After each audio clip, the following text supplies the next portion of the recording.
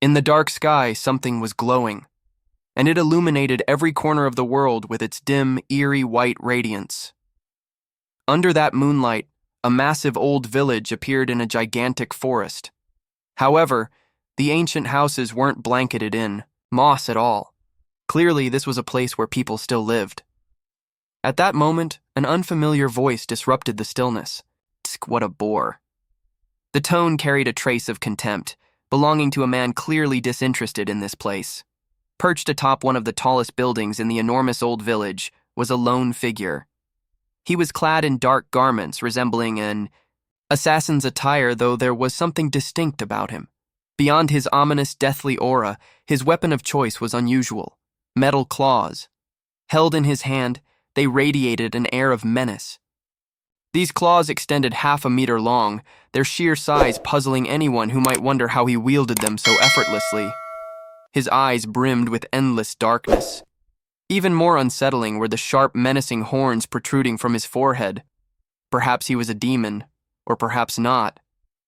"Master O!" a voice called from the shadows. "We've confirmed the location. It's just as that person said." The man with abyssal eyes closed them briefly, then reopened them and took a slow breath. "Ha! Just a clan that was once the most powerful," he murmured, "and now reduced to hiding from the world. Pathetic. This is the end of the lighter clan." There wasn't a flicker of emotion on his face. He simply shook his head. "Do it. Surround the area." The shadowy figure nodded silently before vanishing into the darkness. "Ugh! I need to take a piss." A young man stretched his shoulders wearily. Then, scratching the back of his head, he let out a long yawn. He tried to stand, though the blood hadn't yet reached his brain, and his full bladder urged him to hurry. Tap, tap, tap, a few minutes later. That felt great. He looked around with half-lidded eyes and smiled, in relief. But suddenly something odd unsettled him. His eyes narrowed. What the hell is that? Strange, orb-like shadows were moving throughout the area, something his waking senses now detected. The young man began to truly see them once his head had cleared. They were everywhere. His face twisted. In confusion and alarm, he cursed aloud at the bizarre scene. "I need to alert the others." Immediately a chill swept beneath his throat. Shh! A warm liquid gushed from his neck. Before he could register what was happening, everything plunged into chaos. Blood! My blue... His trembling hand clutched at his throat. He was trying to stop the bleeding from a severed artery. But it was far too late. The artery had been one of the main vessels supplying his brain. No action could save him now. His mind would soon lose consciousness. Crack. The young man's body crumpled onto the wooden floor in spasms. The agony on his face said it all. He was completely dead. Beside the lifeless body, a shadow shifted, taking on human form. This man looked fragile, but that was deceiving. He wore a wide, cruel grin. Weakness. Then, he slipped back into the shadows, like all the others hiding in this doomed village. By now, the truth was clear. The village was sinking into a silent, bloody nightmare. Silence. But now and then, distant screams pierced the night. In contrast, there stood a large house at the village's center. Unlike the others, this one seemed to invite approach, like a carnivorous flower, beautiful but deadly. Inside, a middle-aged man sat calmly on the old wooden floor. Oddly enough, he was composed. His face betrayed no emotion, as if indifferent to the carnage outside. He knew exactly what was happening in his territory. Creak. The door creaked open, but no one entered. Perhaps it had swung on its own, or perhaps something unseen had passed through. "Why?" came a voice from nowhere within the room. Now, the middle-aged man opened his blood-red eyes and spoke. "You broke the assassin's code," his voice echoed. Another voice answered. "Ha ha ha ha ha! You're insane!" Suddenly, the middle-aged man's shadow shifted, molding itself into a form behind him, then stepping forward. "You did it again," the man said, eyes on the intruder. "You're right." "Absolutely," O replied, a smirk tugging at his lips. "But you were too weak for me not to. And you need to understand why I did this." The middle-aged man sighed. "I understand." The assassin had rules of its own. They were people who lived in darkness and never abandoned their goal of survival, and most importantly, they never left any prey who had seen them alive. Now, this assassin acted contrary to other typical assassins. Simply, there was only one reason: he was belittling the man. It was clearly true. The assassin could kill him any time he wanted. "You still haven't answered my question," O said while looking at the middle-aged man. The middle-aged man paused for a few seconds before speaking. "Your question?" The assassin didn't say anything upon hearing the response. A few seconds later, the assassin only smirked faintly and began pacing slowly around the room. "No one can escape from the village. All of them are certainly going to die, so..." He turned back toward the middle-aged man with a cruel expression. "Stop trying to buy time. You can't do anything else." Silence. A few more seconds passed. The assassin nearly reached the middle-aged man. "Why are you silent? I just want to know why the clan that once stood at the zenith of the world has now become weak, pitiful, and hidden in a place like this." "Right, huh?" The assassin looked again at the middle-aged man, but this time something was different. The metal claw in his hand began to move slowly. He was ready to end the middle-aged man's life at any moment. Face to face with death, the middle-aged man remained calm. Not even death could make him afraid.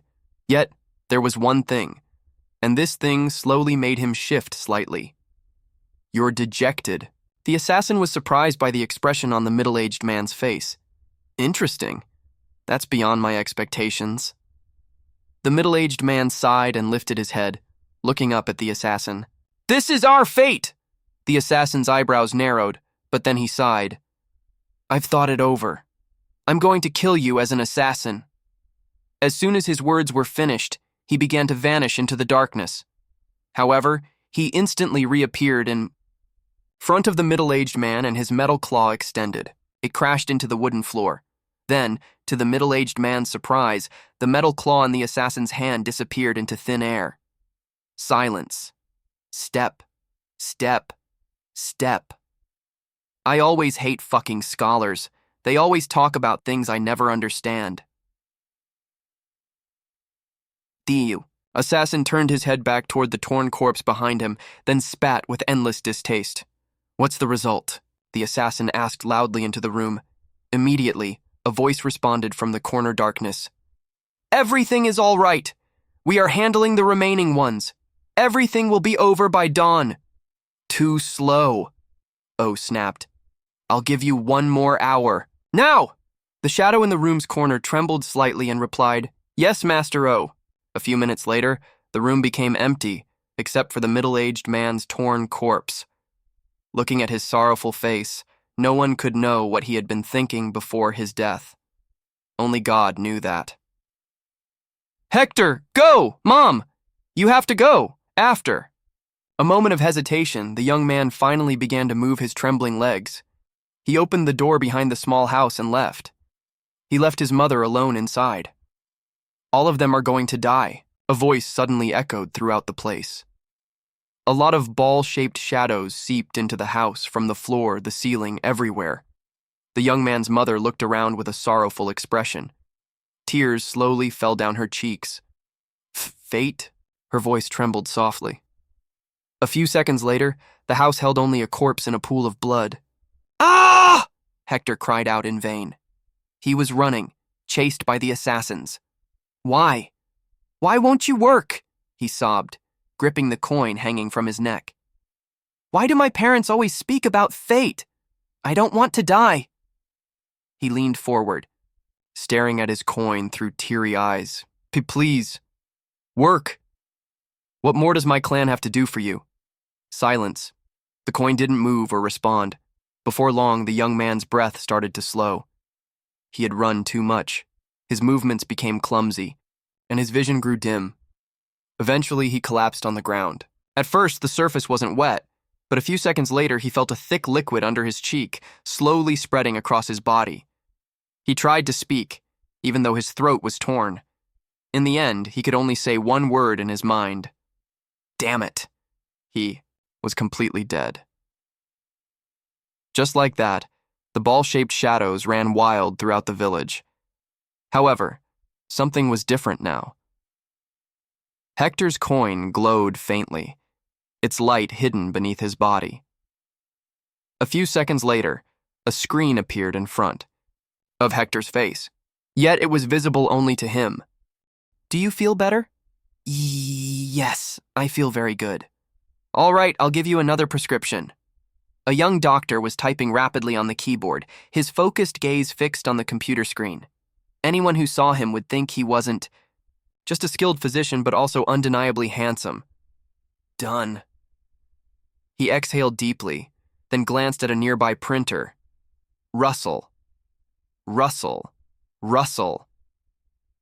A medical order slid out slowly. The young doctor took it with a weary sigh and examined it carefully, hoping no mistakes had slipped through. Once finished, he looked back at his patient. The boy looked fragile, thin, unsteady, standing on trembling legs.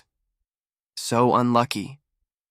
The poor boy had a severe condition, lung cancer that had already spread to his brain. His fate was sealed, though the end wouldn't come quickly, just eventually. Here. This is yours, the doctor said, forcing a faint smile as he handed it over. The patient returned a weak smile. Thank you very much. He took the paper and tucked it into his pocket, but then he spoke again. Doctor, did you read my novel yet? And could you give me your thoughts on it? The doctor scratched his head awkwardly, clearly uncomfortable. He didn't answer. Lying wasn't his strong suit. You still haven't read it? The patient's face began to twist. Doctor! Why? Silence fell between them. Suddenly, the boy grabbed a nearby IV pole and smashed it against the glass divider between rooms. Crash. Shards flew everywhere, and the doctor jumped back in alarm. Fortunately, his long sleeves had shielded him. Otherwise, he would have been cut for sure. He lowered his arm from his face only to find the patient glaring at him like a demon. The young doctor swallowed hard and cursed silently. I wasn't trained for this shit. Then came the scream. Fuck. You! Why didn't you read it? I'll kill you! In an instant, the boy lunged forward and grabbed the doctor's neck through the broken glass. Ah! Good guards! Nurse! Anyone? But then the doctor realized something. Shit. I forgot where I am. He tried to fight back, but the grip was too strong. Impossible. The boy was all skin and bones. How was he this strong? Die! Die! Die! The patient's crazed eyes burned as he slammed the doctor's head into the floor again and again. The doctor, helpless, looked like a cat mauled by a rat. It hurts, he groaned. Everything around him started to blur. His chest burned. He couldn't breathe. If I knew it'd be like this, I never would have taken this job. If I survive this, I swear I'm quitting. Damn it. Then, nothing. Darkness took over. But the boy wasn't done. His fury kept pouring out, beating and choking with no pause, until a thunderous voice shattered the room. You lunatic! What the hell are you doing to my son? Ah! A loud sound suddenly erupted throughout the small room. It was sharp, angry, and unbearable. The noise echoed again and again until slap, slap, slap, stop, don't shout anymore. You're fine now. An old man, his face twisted with rage, was slapping the young doctor's face repeatedly. And he did it again. No. The young doctor tried to resist, but all his efforts were in vain, until the old man realized the madness of his actions and finally stopped. Oops. Sorry, son. I'm just too old. The doctor slowly rolled his eyes, trying to regain his senses. He struggled to get up from the shabby hospital bed where he had been lying. Everything in front of him was gradually becoming clear. Mr. Guard, what are you doing here? As the young doctor looked at the man, he began to piece together what had happened. Yet one thing still puzzled him. The old guard hadn't worked at this worn-out hospital for a long time. Basically, the place had so few patients that old guards could show up anytime if they wanted to work without pay. But this old guard had said he wouldn't be coming anymore. He was going to enjoy his retirement. "Oh, nothing. I just wanted to give this to you." The old guard smiled and handed over a cake. "Cake?" the young doctor said in surprise, but still took it. After all, refusing a gift was rude. Besides, this old guard had helped a lot in the past. "Eat it!" the old man urged. Okay." The young doctor sighed, then took a bite. Suddenly, the sweetness covered his tongue. It made him freeze. "Amazing!" he exclaimed. "Heh." "So, what do you think about marrying my daughter?" "The cake's from her." The guard puffed out his chest proudly. The young doctor sighed again. "Highs! I'll think about it." Turned out, the old guard had come just for this, but in doing so, he'd also saved the doctor's life.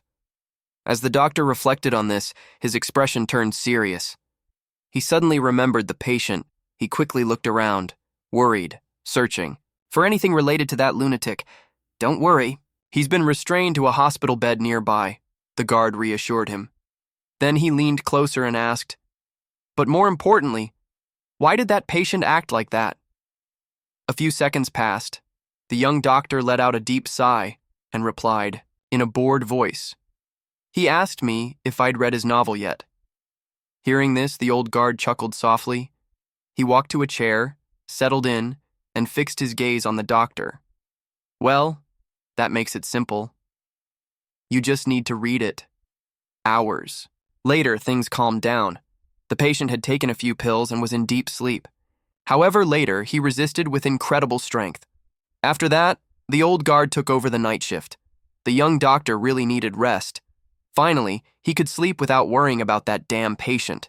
Yet, he still read the patient's novel. He didn't want his neck gripped again. Once was enough. "This is such shit!" the doctor shouted in anger. "Why did I waste hours on this garbage?" He threw the book into the trash bin in the corner of his bedroom. Then he sighed and stood up from his chair. "This time, I'm going home." He slowly took off his hospital blouse and tossed it on the table. Anyway, he was a messy person. Swift action was always his thing. He reached the door and opened it. Creak, he glanced back at the room one last time and muttered with frozen eyes, "Goodbye. Forever." Creak. On a remote path in a big village, the surroundings were filled with rice fields on the right and a long river on the left. The surface of the water reflected the large half-moon, and beside it, another shadow, a human shadow. Fuck. I had to quit my job just because of that lunatic, the young doctor cursed while driving his motorbike. I guess the guy's brain was eaten by cancer cells or something. Actually, the main reason he quit the hospital was his inability to lie. Everything would have been simpler if he could. He only needed to say, "Yeah, I read it. It's good. You'll be famous someday." But that was something he just couldn't do. If he wanted love from others, he had to be able to lie. That was why he ended up in this remote place. Yet things weren't as simple as he thought. If he went back to the hospital now, his neck might be gripped again. "Maybe it's my damn genes," he muttered. After venting all his anger through swearing, he calmed his breathing. He took a deep breath and thought, "Maybe I'll agree to Mr. Guard's request. I'm not young anymore. No, I'm still young. Blink, blink, blink, motherfied fucking headlight. Go on!" the young doctor shouted angrily when the headlight of his motorbike stopped working. "What the hell? I paid $3,000. For this thing? I'm going to sue that damn Honda company." He sighed again, glanced ahead at the road, and tried to widen his eyes. Too dark. Everything in front of him blurred. He couldn't make out anything clearly anymore. It felt like he was riding through endless darkness. No way. He looked up and was stunned. The clouds swallowed the moon. My luck is absolute shit. Suddenly a cold wind hit his body. Freezing. This is getting creepy. By now the scene felt like something out of a horror story. It truly made his hair stand on end. "Come on, I'm already 25. I'm not a child." The young doctor tried to reassure himself, clinging to his age for comfort. but his trembling body betrayed his words. A few seconds passed, and his face grew increasingly stiff. He finally admitted what he'd been avoiding. He was scared of ghosts. He began to speak, his voice shaking. "My motorbike. I'm begging. You, please, turn the light back on. I swear I won't sell you for anyone or smash you into pieces." It seemed the motorbike heard his desperate plea. The headlight began to flicker. Blink. Ha ha ha ha ha. I knew you'd work. Blink. Suddenly, the path ahead lit up. He could see again. Light. Ah! The young doctor screamed as a white figure appeared out of nowhere, sending his heart into a frenzy. Instinctively, he swerved the motorbike left, trying to dodge the terrifying shape. Unfortunately, the left side of the path led straight into a long, deep river. Boom! Over time, the river grew still again, as if nothing had happened. Too hot! A pained, wrinkled expression appeared on a young boy's face as a large flame briefly licked his fragile, naive body. His eyes shot open, revealing a blur of blue. Struggling to his feet, he looked around, his surroundings becoming clearer, as sweat dripped down his forehead because of the high temperature. A whirlwind of questions flooded his mind. According to his memory, his legs were cramped, so he couldn't swim out of the river. The cold, long river had swallowed him whole. Nobody could rescue him in a damn place like that. It was impossible for him to survive. Unless this was all just a dream? Even so, he quickly dismissed the thought. The searing pain in his hands from the fire was far too real to be an illusion. Yet something strange had happened to him. His body became so hard to move, like it didn't belong to him, but at this point it no longer mattered. "I'll figure it out later," he muttered, focusing on the path ahead. In his eyes, dead bodies littered the ground everywhere, from the young to the elderly. The one thing they all shared was the same trait. They had perished only moments ago. These corpses were still eerily fresh. All around, the towering firewall raged through the area. Even a small blaze beside him served as a clear example of its destructive power. A few minutes later, quickly he moved his frail legs, glancing around in fatigue to find an exit. Despite the countless questions swirling in his mind, demanding answers, survival took top priority. Creak, creak, creak. The roar of flames echoed everywhere, devouring everything in its path, leaving no bodies untouched. This place felt like a floor far beneath hell itself, a realm of death and agony. Where is the exit? He wondered, frantically scanning his surroundings. Seconds passed, and panic started to grip him. It all seemed hopeless. But just as he was about to give up, his persistence bore fruit. "Thank you, God," he whispered, his face lighting up with sudden relief. Before him, about 100 meters away, lay a path, a blackened patch that promised a way out. Though the distance wasn't far, it seemed like an insurmountable challenge for someone as weak as he was. Step, step, step. At last, he broke through the massive wall of fire. But even as he emerged from the blazing inferno, relief was short-lived. He knew he wasn't truly safe yet. "I need to go somewhere," he muttered, glancing around for the next move in his escape. But all he saw were piles of corpses, stacked high, in every direction. It was nothing short of a nightmare. By now, he truly believed that he was in hell, although his barely functioning brain insisted that this wasn't the case. Probably, his remaining senses were right. He could still see the night sky, but it looked slightly different. Although the sky was filled with endless darkness, it didn't bother him. He could see everything, from the nearest star to the most distant one. "It might be my eyes, or maybe not," he muttered, stopping to look up at the sky before quickly running again. Before long, he still couldn't find a way out, and that thought made him increasingly anxious until some noises echoed in the unfamiliar space.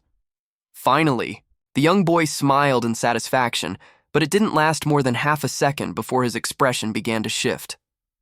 "Damn! Who knows who they are? What if they're the ones who collect corpses?" The thoughts he had were completely grounded.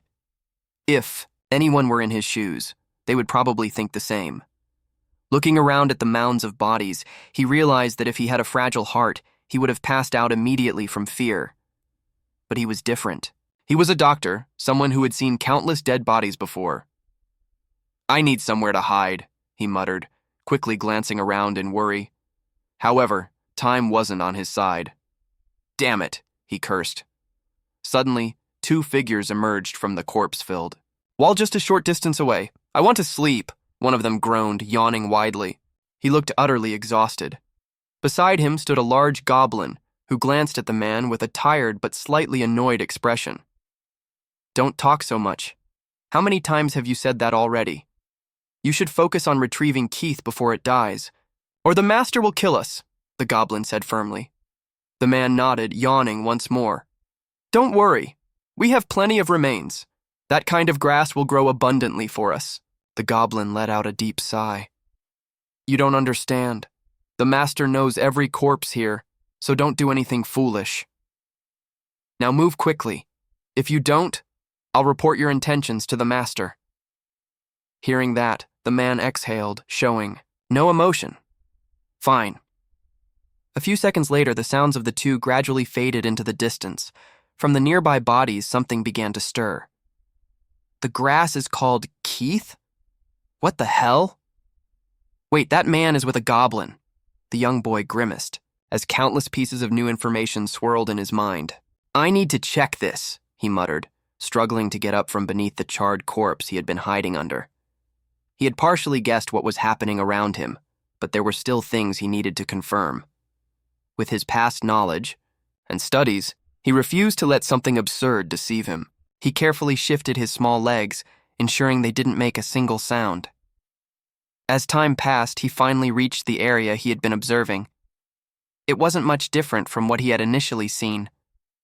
"So, everything is true," he whispered.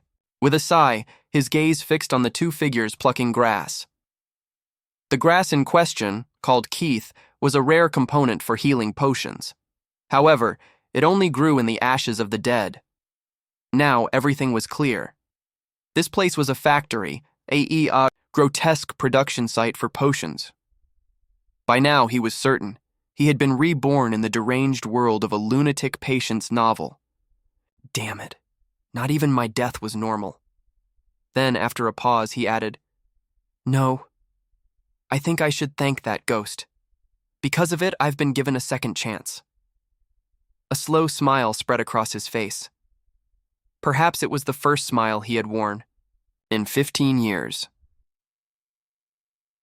Countless thoughts began to sprout in his mind, ranging from stealing everything from the protagonist to marrying a beautiful wife. Yet none of that mattered until he got out of here. Creak. Huh? What was that sound? The man harvesting grass froze and glanced around, searching for the source.